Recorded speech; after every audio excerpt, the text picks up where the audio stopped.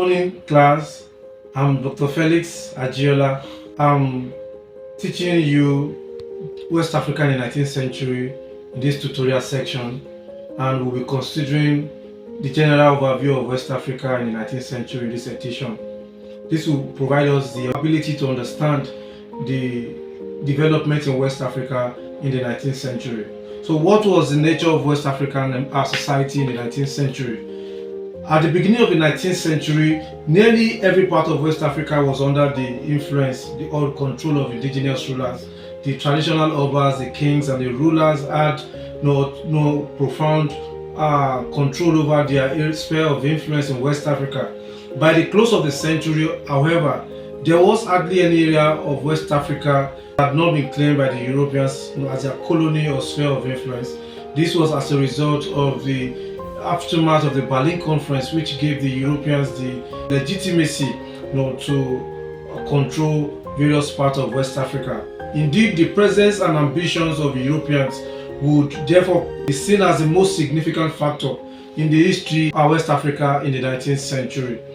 There were important developments on the continent, purely on African scene. There were also, for instance, struggles by states to control or to defend or extend their boundaries. There were religious revolutions and jihads in West Africa in the 19th century. During the 19th century, there were also efforts by states and peoples to make full use of economic advantages open to them with the abolition of the transatlantic slave trade. These are some of the major developments in West Africa during the 19th century. Fundamentally, there were also decline of empires and concomitant civil war, such as the Yoruba War in the 19th century. So, as a result of several factors, of course, in most West African states, the aftermath of the Fulani Jihad actually led to decline of many ancient empires. By 1800, Europeans of different nationalities also had been trading along the entire coastline of West Africa for some centuries. So this actually led to economic boom in West Africa, except in the Upper Guinea, where they had taken advantage of the facilities offered by the Senegal and the Gambia rivers as valuable waterways to the interior. So by and large, European traders had restricted their activities to the narrow fringes of coastline. So indeed, the European presence in West Africa was quite notable only in the coastal environment. In Lower Guinea, for instance, Sierra Leone to the Cameroon, they hardly ventured more than a few miles outside their trading posts on the coast, just like the situation in other places like Gold Coast and even in Lagos. As a rule, the Europeans kept as close as possible to their fort and their trading posts, because before the 19th century, the forest belt of West Africa had not been fully penetrated by the European. The result of all of this was, generally speaking, the European traders were lamentably ignorant of the interior of West Africa. So it is both significant and interesting that Europeans had been trading in the rivers and creeks of the Niger Delta for 300 years without even venturing into the interior of those areas. So the activities was exclusively restricted to the coast. It is not, however, difficult to explain the naivety and the ignorance of the Europeans of the interior. So in the first place, there was hardly any need for them to go inland. Of course, that has been established. Their activities between 1500 to beginning of the 19th century was basically based on the commercial exchange, characterized with the trade in slaves.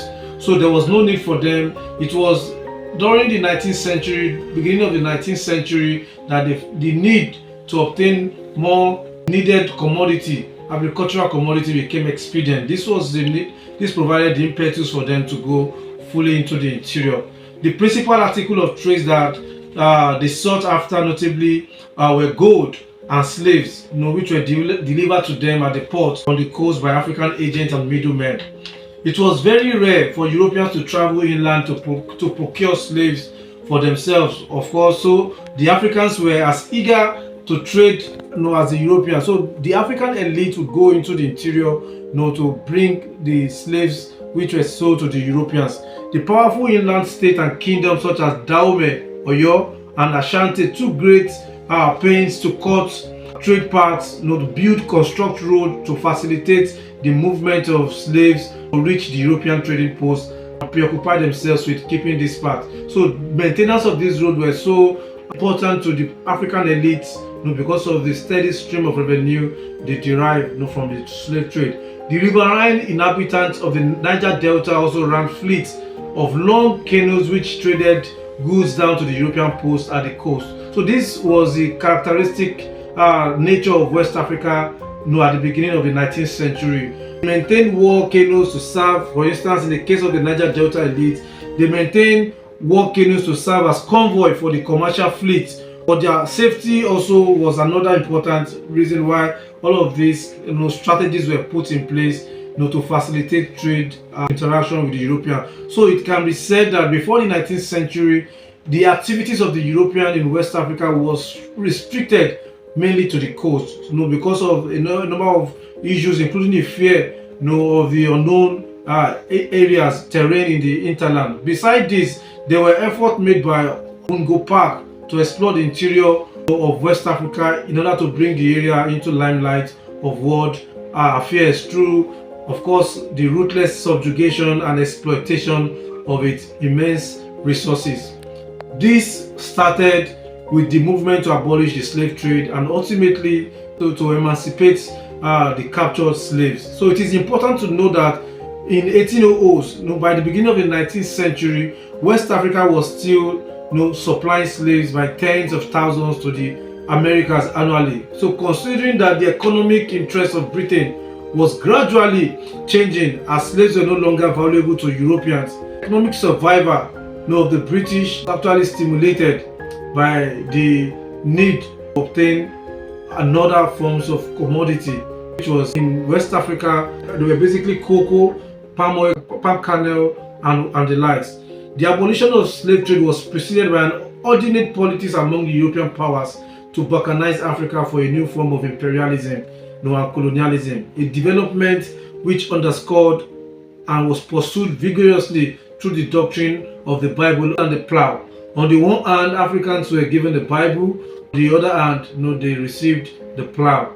This was actually to provide encouragement for the development of agricultural activities. It was followed by another act which aimed at emancipating the slaves in West Africa. Our following section will probably move into the major development in West Africa during the 19th century.